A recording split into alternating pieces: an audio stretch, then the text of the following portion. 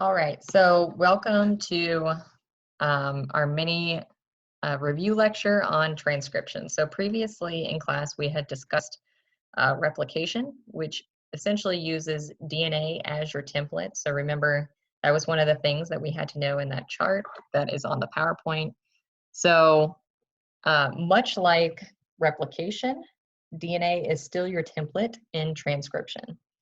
And really the purpose of transcription is actually getting information from a specific gene or group of nucleotides in your DNA and then translating that into a protein. And proteins help provide structure, they carry out essential activities in the cell. They essentially are there to give instructions kind of for the rest of your body. So they can be anything from telling your cells like what color hair you should have to doing important things like turning into antibodies and whatnot. And sometimes people who miss or who don't have specific proteins or maybe have an altered form of a protein, they can have problems with development or just all kinds of things really. Okay, so transcription is basically when an RNA copy of the gene is made using a modified nucleotide language. So if you recall from some other videos that you may have watched, RNA actually does not have thymine as a base pair, it has uracil. So that means when you are making an RNA copy, you're actually going to be swapping out the T for a U in all situations. Now, in transcription, you've got only one of the two DNA strands is copied. So you're not going to be copying both strands of the DNA. You're only going to be copying one. And specifically, the one that you're copying is known as the template strand. The non-template strand, however, is actually going to be a complementary strand to your template strand. So because of that, it's often called the coding strand because it's going to match your RNA sequence entirely, except with T's instead of U's. So in both examples that we'll go over in a separate video on how to transcribe things, you might be given either the template strand or the non-template strand. And it's important to pay attention to which one you're given. So remember, as in replication, base pairs are always added from in the 5' to 3' direction. So that is the direction of our RNA growth. And so that means that's what your answer should be written in. They should always be written in the 5' to 3' direction. And so if you recall, what does 5' to 3' mean? That has to do with the direction of your carbons, correct? All right, so here's some examples. So if you're given your DNA template strand, so this is the strand that we will be using to make a copy, to make an RNA copy. You might also occasionally be given a non-template strand. So notice that your template strand here, or notice that the non-template strand is a direct complement of your template strand, which means what pairs up with the base pair T, that is A. What pairs up with the base pair C, that would be G, right? So car in the garage, apple in the tree. Remember from the Amoeba Sisters video? And again, this is written from 5' to 3' because these are anti-parallel. So that means if 3' is on top, then this is going to be the 5' part of that strand. And same thing over here, 5' is on top, so this is the 3' part of your non-template strand. So you'll go through this whole thing, and you'll notice that it's just a complement, right? So you have C pairs with G, C pairs with G, G pairs with C, A pairs with T, etc. Now, if you wanted to make an mRNA copy, all right, or transcribe this, you'll notice that one, it looks exactly like your non-template DNA strand. And that is because your RNA strand is made from your template DNA strand, and it's a direct complement of your template DNA strand. So that means that normally A would pair with T, same thing, G would pair with C, etc. Now, we have a slight difference though when you're making RNA. We don't have T as a base pair option, so A instead is going to pair with U. So you're just swapping out all of those would-be T's for U's. Okay, so and you'll also notice that your RNA strand is the same, not a complement. A complement is when you have to think about the base pair that you're pairing with, but it's an actual copy, right, of your non-template strand, with the exception of now your T's are U's. You'll notice that your RNA strand and your non-template strand, they have the same. So if you're given a non-template strand, then that means all you have to do is copy and then switch out those T's for U's. So you'll notice A, G, G, C, and then now this is a U, because in RNA, we do not have thymine as a base pair. And as usual, we will write our RNA sequence 5' to 3' because that is the direction that base pairs are added. All right, moving on. So another example, if you're given a template strand that looks like this, all right, and we're thinking about what we need to do for our RNA strand, our coding strand, which remember from a previous couple slides back, our coding strand is the same thing as a non-template strand. So that means our coding strand looks like this. Now this is still DNA, and how do you know it's DNA? Because there are T's, right? So RNA does not have any sort of thymine base in it. So if this is our coding strand, that means T is going to pair with A, T pairs with A, T here is pairing with A up here, C is going to pair with G, etc. Now, to figure out our mRNA strand, remember, it is either the complement of your template strand, and again, you're replacing those T's with U's, or it will be a direct copy of your coding strand, again, still replacing those T's with U's. So there are two ways to kind of figure that out based on what I gave you here. Now you'll notice that if you make it a direct copy, right, of your coding strand, it's running in a 3' to 5' direction. And with that, you're actually going to want to fix this because remember, we're writing our RNA sequences in a 5' to 3' direction. So instead of giving the answer as this, all right, you're actually going to give the answer as this. So you're flipping it around. So you're starting with a U, and then moving on to a C, then moving on to a G. See, U, C, G. All right, so you're going to do this all the way through until you reach the 3' end. And so this is the answer that you would show on your exam or assignments. Okay, so this is where we took a worksheet break. And so instead, what I'll do is we will move to the whiteboard. And I will show you some examples of how to transcribe some things. All right, so we're going to clear what's here. All right, so if you're given a template DNA strand, you might be given something that looks like this. So we'll start with a 3', and then let's say we'll start with, we have A, we have a G, C, T, A, T, T, A, G. Make it nice and short. And then of course we're ending it with a 5'. All right. Now remember, these things are, your DNA is anti-parallel. So if I want to know what the mRNA strand is, so what's our mRNA strand? All right, for this particular sequence. First things first, since it runs anti-parallel, that means that we're starting with a 5'. So our base pair that goes with A is T normally. But since this is mRNA, we do not have a T. So it's going to have to be U, right? So, and then G pairs with C, C pairs with G, T pairs with A. Now, remember, since we're just going from a template DNA strand to mRNA, we can do the whole T is pairing with A, right? Because RNA does have the A.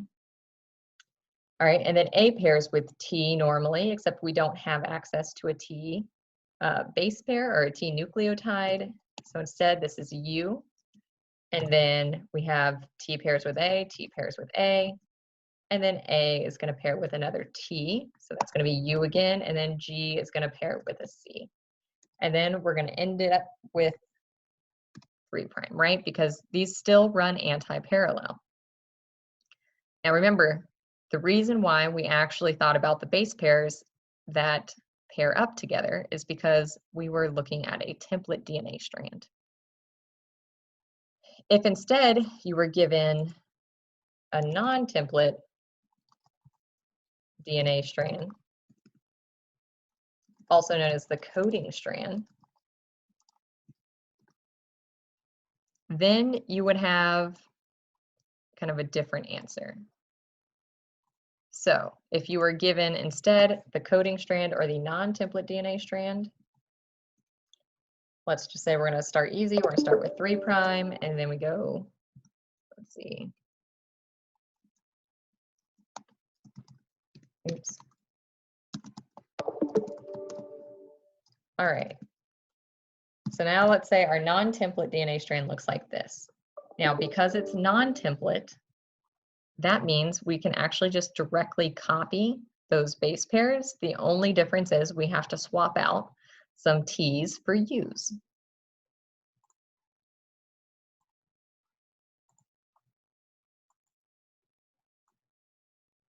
So because they run anti-parallel, again, that's why we start off with 5'. So then we don't actually have to think about the base pair that pairs with A this time.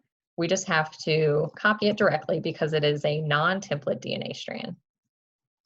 So again, we cannot copy the T's directly because for RNA, remember, we do not have T as a base pair. Or we don't have T as a base. So those both become U's, and then we continue copying.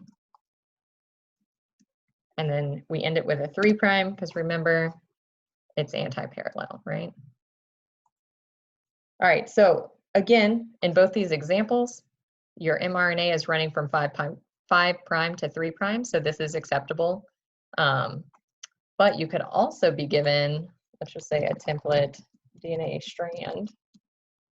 And instead, we start with a 5' end, and we'll just go through. All right, this is what it might look like, right? It runs 5' to 3'. So then if I asked you to transcribe this template DNA strand to an mRNA strand,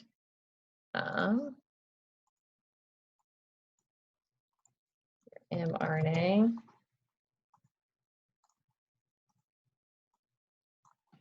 so because it runs anti-parallel, right? This is 5', so this one has to be 3'. So A normally pairs with T. And the reason why we're thinking about what bases pair together, right, is because this is a template DNA strand, not a non-template DNA strand.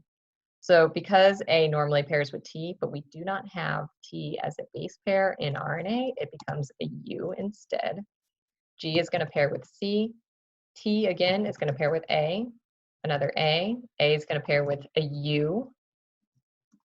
A, U, and then C. And that's going to run 3' to 5'. Now, this is not the end of our answer. So you will need to switch this to be in the correct direction. So remember, we're always going to write our answers for mRNA, for transcription, in a 5' to 3' direction. So that means that we would rewrite this answer in the proper direction. So if you look over here, from 5', then we go to C, then we go to U, then to A, then to U, then to A, C, U. All right, so your final answer in this case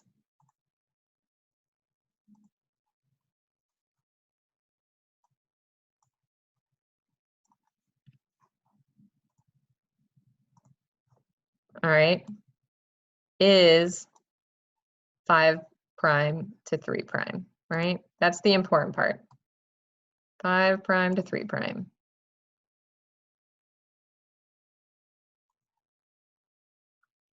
All right, so those are some examples of how to do some transcription problems.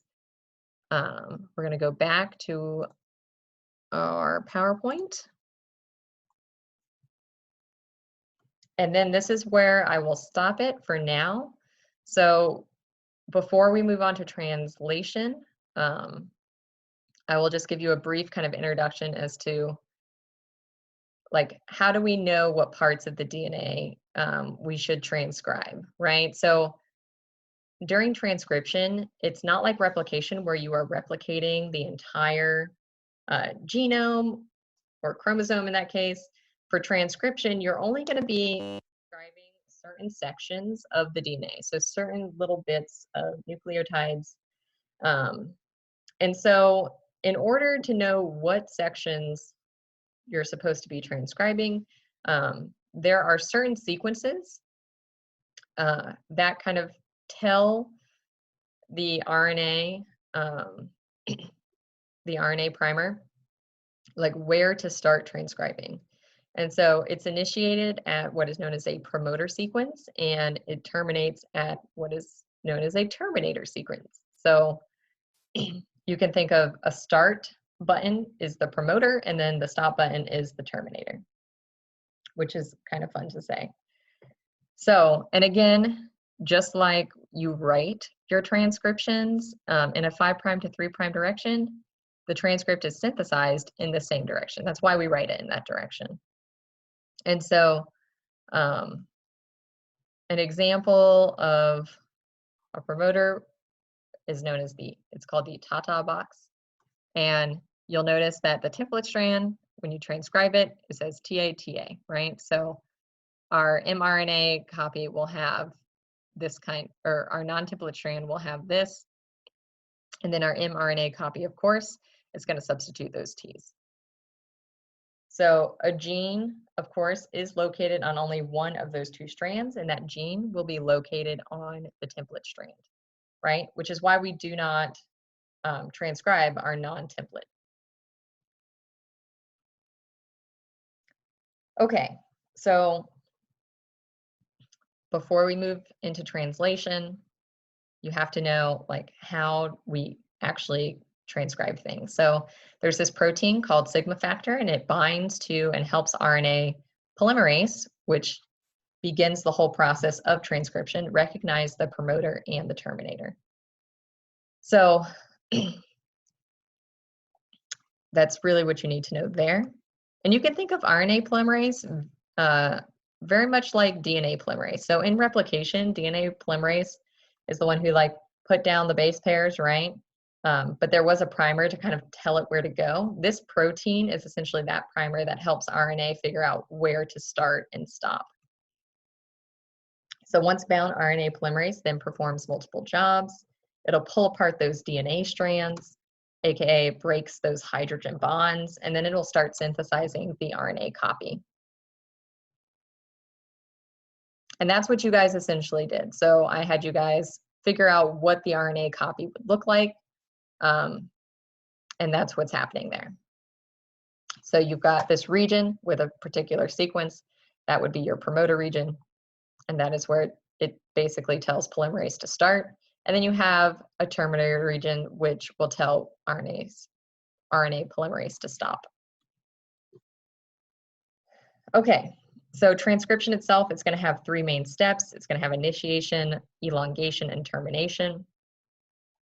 So for RNA, again, DNA is our template, just like in replication.